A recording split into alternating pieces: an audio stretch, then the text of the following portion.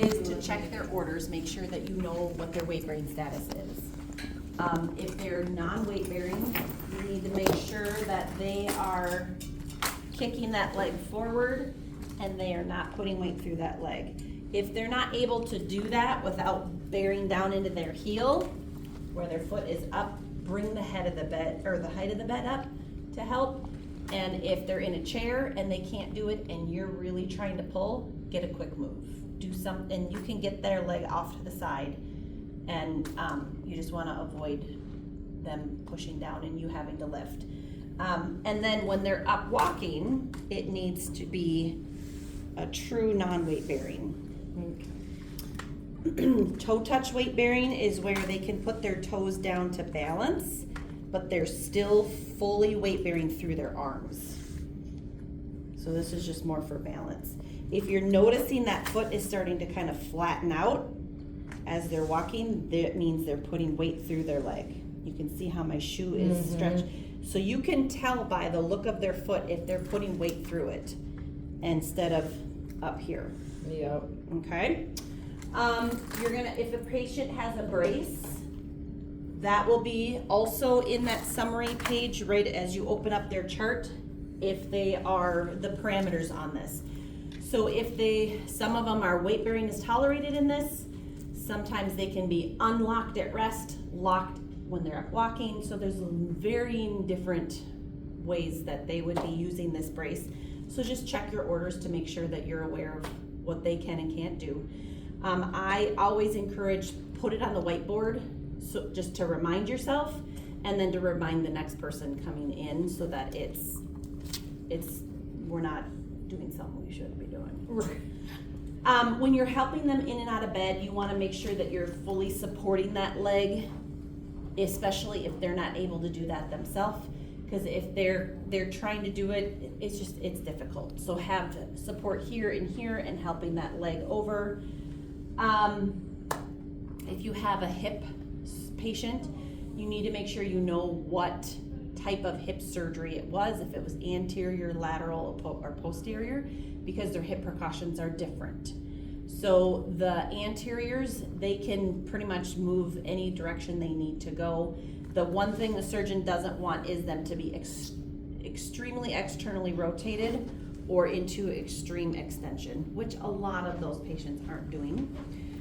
So however they get out of bed isn't a big deal.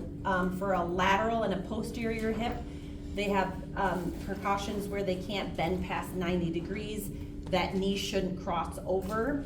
So if they're gonna log roll out of bed, they need to have a pillow between their knees. If they wanna go towards the bathroom, which is towards their surgery side, you can just sit the head of the bed up, and then you can just help them walk that leg over to the edge, so then they're sitting. The lateral hips, the surgeons just wanna make sure they're not doing excessive amounts of active abduction, because of how they do that surgery with the muscle attachment. So if they are gonna get out of bed that direction in their lateral hip, just give them some assistance to get that leg over the edge of the bed. I'm just kind of hitting highlights. For any back surgery, any spine surgery that you have, you need to make sure that they are log rolling in and out of bed.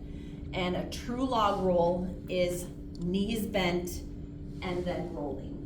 If you have them here and they're trying to roll and their legs are staying and their upper body they're twisting. And you want them to avoid twisting any type, from cervical all the way down to lumbar.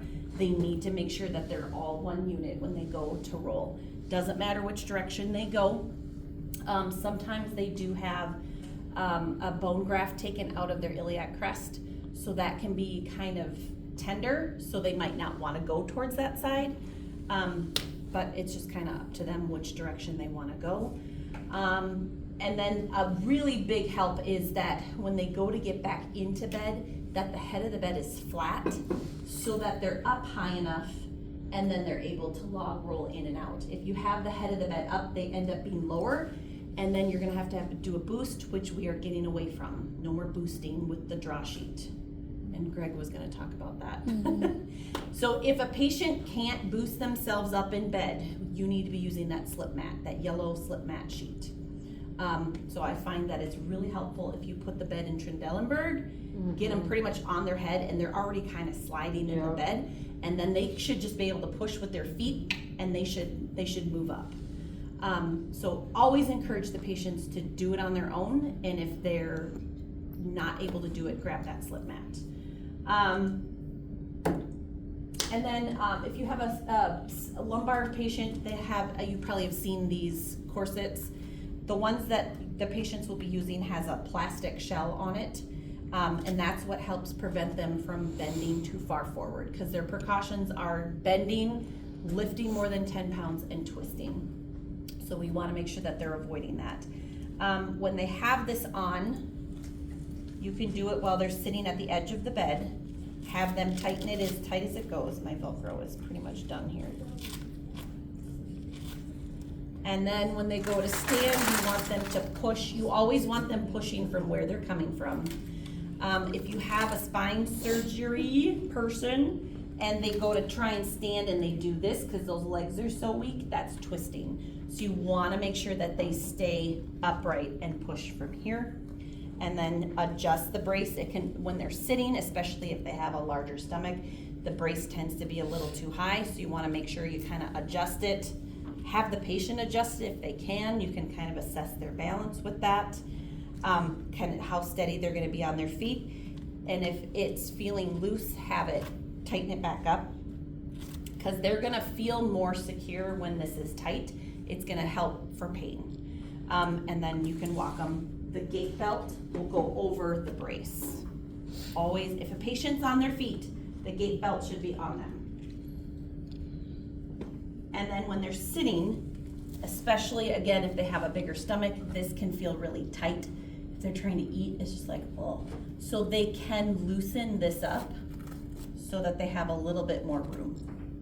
And then just make sure they're tightening it back up when they go to move. Questions on that?